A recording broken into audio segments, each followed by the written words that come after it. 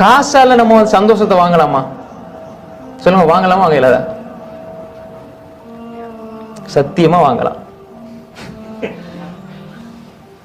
வாங்கலாமா வாங்கலாம்? சொல்லுங்க. காசு மட்டும் இருந்தாலே வாங்கலாம். நம்ம சரியா புரிஞ்சுக்க, என்னடா காசை நம்ம வீணா நமக்கு செலவழிச்சாதான் நிம்மதியிலே தவிர இன்னொரு ஆளுக்கு கொடுத்து பாருங்க. காசு உங்ககிட்ட இருந்து உங்களுக்கு செலவழிச்சாதானே. இப்ப இன்னொரு ஆளு குடிச்சா உங்களுக்கு சொர்க்கத்துக்கான சேமிப்பு. நாளைக்கு அந்த பணமே உங்களுக்கு சொர்க்கத்தை பெற்று தந்தா உலகத்துல அதை விட நிம்மதி சந்தோஷம் வேற என்ன இருக்குது?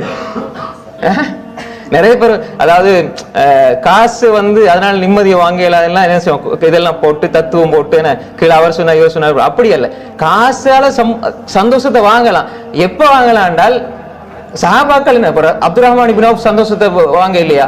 அப்துல் ரஹ்மான் இப்னு அவுஃப் செல்வந்தராக இருந்தால் அதனால தவழ்ந்து தான் சொர்க்கத்துக்கு போவார். இட்டு கட்டப்பட்ட செய்தி.